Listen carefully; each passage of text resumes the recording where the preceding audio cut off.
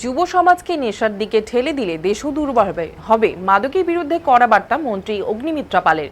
উত্তরবঙ্গ সফর শেষ করে কলকাতা ফেরার আগে বাগডোগরা বিমানবন্দরের সাংবাদিকদের মুখোমুখি হয়ে মাদকের বিরুদ্ধে কড়া অবস্থানের বার্তা দিলেন রাজ্যের পুর এবং নগর উন্নয়ন মন্ত্রী অগ্নিমিত্রা পাল।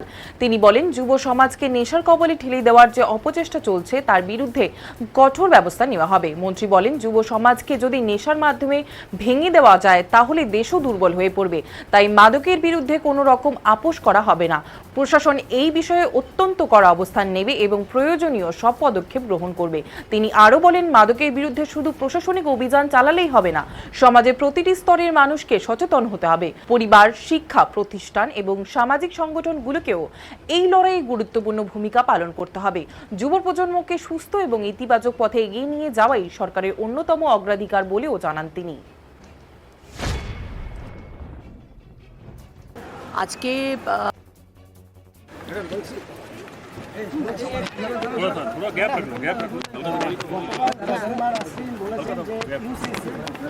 ভারতবর্ষে না, বাংলাদেশ এবং পাকিস্তানেও লাগু হওয়া খুব প্রয়োজন।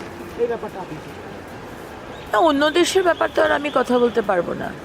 আমি আমার দেশের নিয়ে কথা বলতে পারবো, আমি আমার রাজ্যের নিয়ে কথা বলতে পারবো। বাকি দেশের কি হওয়া উচিত না উচিত সেটা তো সেখানকার নাগরিকরা বলবে। বাংলাদেশের নাগরিক উনি বাংলাদেশের বিষয়ে কথা বলতেই পারেন। ভারতীয় উপমহাদেশে ইউসিসি যাতে হয় এবং বাংলাদেশ এবং পাকিস্তানের পরিপ্রেক্ষিতে আজকে যেভাবে হিন্দুদের বা সংখ্যালঘুদের, সেই দেশের সংখ্যালঘুদের অত্যাচার করা হয়েছে বাংলাদেশে, সেটা তো অন্যায়।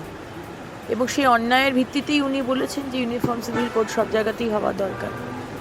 আজকে হিন্দু মহিলারা টিপ পরবে না, সিঁদুর পরবে না, তুলসী কাঠের মালা পরবে না, তার ধর্ম করতে পারবে না, উৎসব মানাতে পারবে না, তার ধর্মাচরণ করতে পারবে না। এটা তো অন্যায়। এবং সেই অন্যায়ের প্রতিবাদ সবসময়তেই তসলিমা নাসরিন করে এসেছে, সেই এতেই উনি বলছেন। আমি বলছি, মালদাতে আজকেও প্রচুর কোটি টাকা উদ্ধার হয়েছে, পুরোটাই মাদকের টাকা অনুমান করছে পুলিশ। কি বলবেন, এই যে প্রচুর দিনের পর দিন এই কোটি কোটি টাকা উদ্ধার? এটা তো আর আজকে বিজনেস শুরু করেনি যে এই মাদক নিয়ে যে কাজ করছে। আজকে আমি কিছুক্ষণ আগেই দেখলাম মাননীয় প্রধানমন্ত্রী টুইট করেছেন যে নেশা নিয়ে, নেশা মুক্ত করা দেশকে, সেইটার আজকে একটা ড্রাইভ নেওয়া হয়েছে আজকে বা গতকাল। এবং আপনাদের এখানেও শিলিগুড়িতে এবং বর্ডার এরিয়ায়, বর্ডার ডিস্ট্রিক্টে যেভাবে নেশাগ্রস্ত হয়ে পড়ছে আমাদের আগামী প্রজন্ম, এবং গতকাল আমাদের যে মুখোমুখির প্রোগ্রাম হয়েছে সেখানেও এরকম কোয়েশ্চেন আমাদের কাছে এসেছে যে সাংঘাতিকভাবে নেশাগ্রস্ত হয়ে পড়ছে এখনকার ছেলেমেয়েরা। এবং সবাই যে গরিব তা নয়, উনি বলছেন অনেক ভালো বাড়ির ছেলেমেয়েরাও রয়েছে যারা রাস্তায় বসে, শ্মশানে বসে, বিভিন্ন জায়গায় বসে নেশা করছে। তো এই বিষয়টা আমাদের দেখতে হবে। এটা তো আজকে বলে হয়নি, আমরা তো এসেছি 2.5 মাস। আজকে 15 বছর ধরে ভারতবর্ষ, আজকে আমাদেরকে যদি বাবা মাকে যদি কমজোর করতে হয় সেটা হচ্ছে তার সন্তানের থ্রু দিয়ে।